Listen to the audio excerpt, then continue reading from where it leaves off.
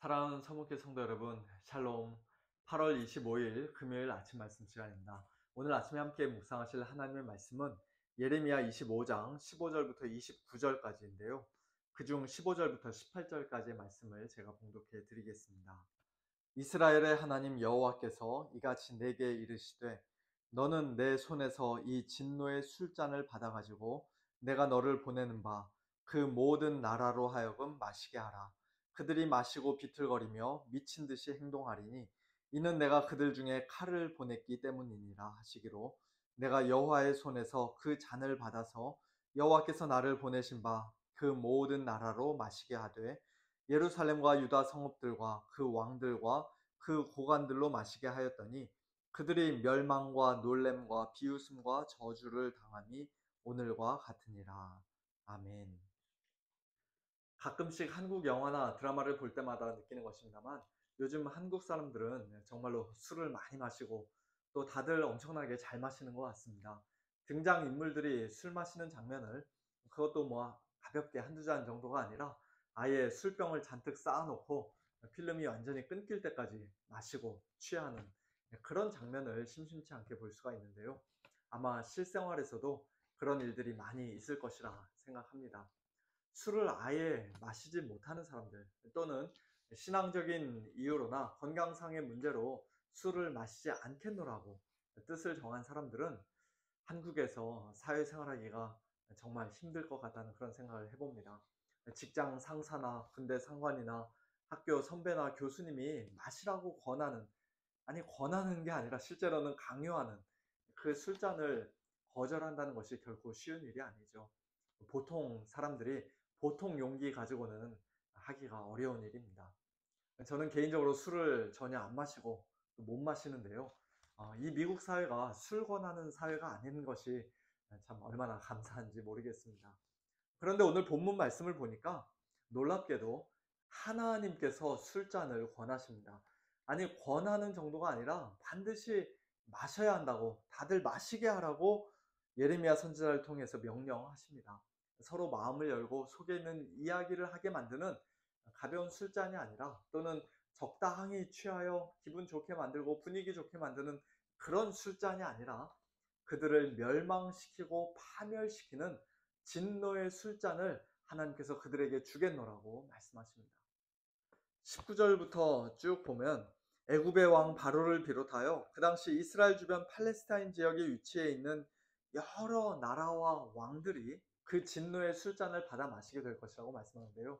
26절에서는 북쪽 원근의 모든 왕과 지면에 있는 세상의 모든 나라가 마신 후에 드디어 마지막으로 세삭 왕이 그 술잔을 마실 것이라고 말씀합니다. 세삭이라는 단어는 예레미야 51장 말씀을 통해 우리가 알 수 있는 것처럼 바벨론을 가리키는 말로서 히브리어 알파벳 순서를 거꾸로 뒤집어서 만든 일종의 암호화 같은 말입니다.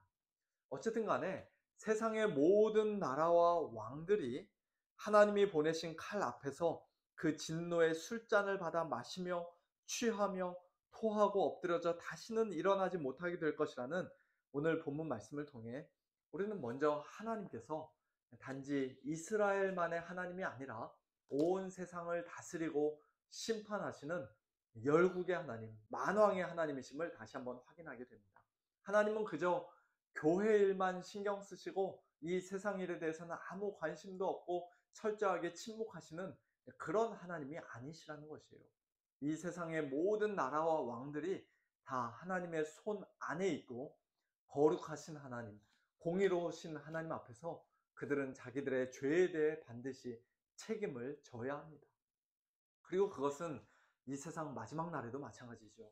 하나님을 대적하고 반역하며 성도들을 핍박하는 이 세상을 향한 하나님의 공의로운 심판은 마지막 날 최고 절정에 달하게 될 것입니다.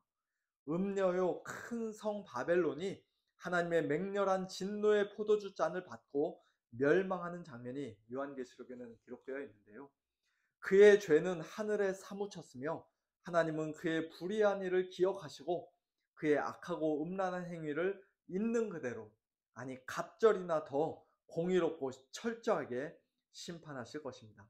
그러므로 하나님의 백성인 우리 성도들은 이 세상을 사랑하고 이 세상과 버타다가 큰 성 바벨론과 함께 멸망하는 그런 일이 없도록 거기서 나와 그의 죄에 참여하지 말고 그가 받을 재앙들을 받지 말아야 합니다. 사실 오늘 예레미야 25장 본문에서 놀라운 것은 하나님께서 이처럼 애국과 세상 모든 나라들과 세사왕 바벨론을 진노의 술잔으로 심판하시겠다는 말씀이 아니라 그 진노의 술잔으로 유다도 똑같이 심판하시겠다는 말씀입니다. 아니, 똑같은 정도가 아니라 심지어는 그 진노의 술잔을 다른 나라들보다도 예루살렘과 유다 성읍들과 그 왕들과 그 고관들로 하여금 더 먼저 마시게 하겠다고 말씀하십니다. 29절, 보라, 내가 내 이름으로 일컬음을 받는 성에서부터, 예루살렘 성에서부터 재앙 내리기를 시작하였은즉 너희가 어찌 능히 형벌을 면할 수 있느냐? 면하지 못하리니 이는 내가 칼을 불러 세상의 모든 주민을 칠 것임이라 하셨다 하라. 만군의 여호와의 말씀이니라. 하나님의 백성이라고 해서 죄의 책임을 묻지 않고 그냥 은근슬쩍 넘어가 주지 않으신다는 말씀이에요. 못 본 척 눈 감아주지 않으신다는 말씀입니다. 오히려 유대인들은 일찍부터 하나님의 율법을 가졌고 하나님께서 행하시는 수많은 기적들을 두 눈으로 똑똑히 봤으며 엄청나게 많은 특권을 받았기에 많이 받고 많이 맡은 자에게 더 많은 것을 찾고 더 많이 요구하시는 하나님께서 그들에게 먼저 재앙과 형벌을 내리시겠다는 것입니다. 그리고 놀랍게도 이와 같은 원리는 오늘날 신약의 교회에도 어떤 면에서는 적용이 됩니다. 베드로전서 4장 17절 18절을 보니까 이런 말씀이 있어요. 하나님의 집에서 심판을 시작할 때가 되었나니 만일 우리에게 먼저 하면 하나님의 복음을 순종하지 아니하는 자들의 그 마지막은 어떠하며 또 의인이 겨우 구원을 받으면 경건하지 아니한 자와 죄인은 어디에 서리요. 심판이 하나님의 집에서 교회에서 먼저 시작한다고 말씀합니다. 그런데 이 말씀을 통해 베드로는 만일 너희가 하나님의 백성답게 살지 못하면 너희도 심판받고 멸망할 수 있으니 죄짓지 말고 똑바로 살아야 한다 하는 그런 메시지를 전하는 것이 아니라 오히려 이 땅에서 고난받고 있는 성도들을 위로하고 격려하고 있습니다. 베드로전서 4장 17절과 18절의 문맥을 보면 우리 성도들이 이 세상에서 받는 고난에 관한 말씀이 마치 샌드위치 빵처럼 앞뒤로 둘러싸여 있는데요.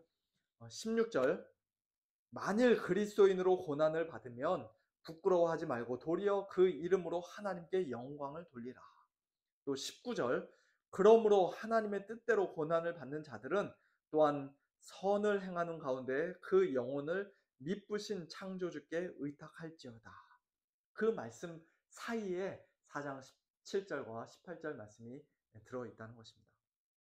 한마디로 하나님의 집에서 먼저 시작된다고 하는 이 심판은 우리의 죄에 대한 형벌로서 우리를 벌하고 심판하시는 하나님의 무시무시한 진노의 술잔이 아니라 오히려 우리로 하여금 하나님께 영광을 돌리게 하고 선을 행하게 하고 하나님을 더 겸손히 의지하고 의탁하도록 만드는 유익한 고난이요, 하나님의 뜻대로 주어지는 고난이라는 것입니다. 심판의 성격이 180도 완전히 달라진 것을 우리가 보게 됩니다. 왜 이처럼 심판의 성격이 바뀌었습니까?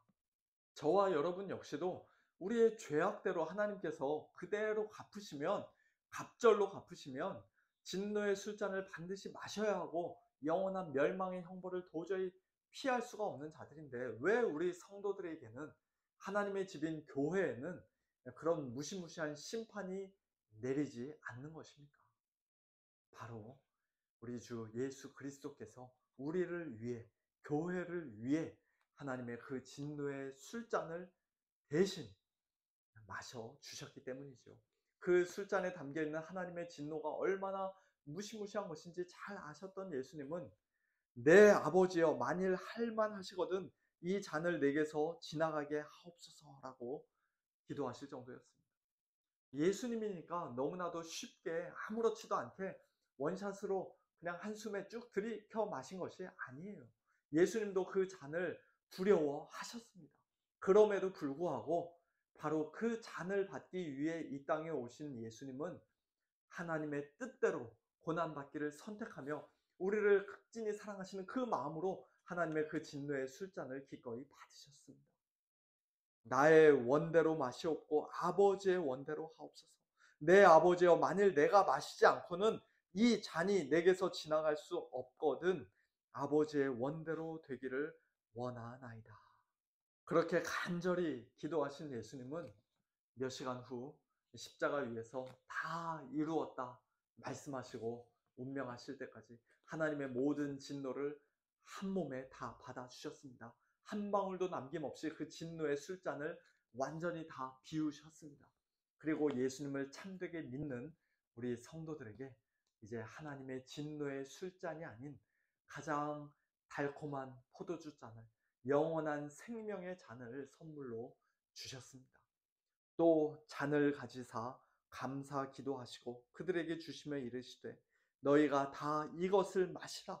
이것은 죄 사함을 얻게 하려고 많은 사람을 위하여 흘리는 바 나의 피 곧 언약의 피니라. 우리 죄인들을 향한 하나님의 무서운 진노의 잔, 심판의 잔을 십자가 위에서 남김없이 다 마셔 주심으로써 우리에게 새 생명을 주시고 새 언약의 잔을 주신 예수님의 그 사랑과 은혜에 감사하면서, 특별히 성찬에 참여할 때마다 더욱더 감사하고 감격하면서 우리의 남은 생에 이 땅에서 성도로서 받는 여러 가지 고난과 하나님의 사랑의 징계를 인내로 잘 견디고 그것들을 통해 오히려 하나님께 영광을 돌리고 선을 행하며 하나님을 더욱더 의지하고 의탁하는 복된 저와 여러분, 우리 모두가 될 수 있기를 예수님의 이름으로 축원합니다. 함께 기도하겠습니다. 하나님 아버지, 감사합니다. 하나님께서 우리의 죄악 있는 그대로 다 갚으셨다면 저희 역시도 하나님의 그 무서운 진노의 잔을 들이켜 마셨어야 하는 자들인데, 우리 주님께서, 예수님께서 우리를 대신하여 그 진노의 잔을 다 마셔주셨기에 이제 우리는 하나님의 무서운 진노의 잔이 아니라 생명의 잔, 달콤한 포도주 잔, 우리 주님의 그 십자가에서 흘리신 보혈의 새 언약의 잔을 마시는 복된 하나님의 백성들 된 줄로 믿고 하나님께 감사를 드립니다.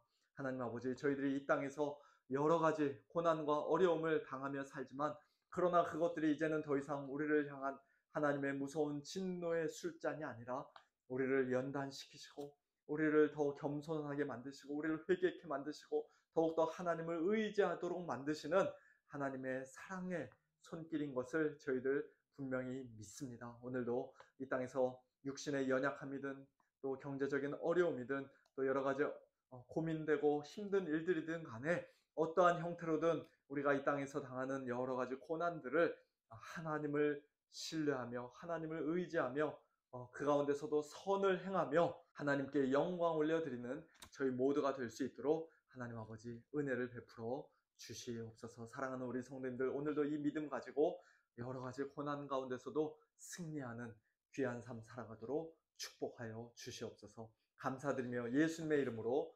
기도하옵나이다. 아멘. 네, 성도님들, 오늘도 우리의 상황과 환경이 어떻든지 간에 하나님을 신뢰하고 의지하며 믿음으로 승리하는 복된 하루 보내시길 바랍니다. 샬롬.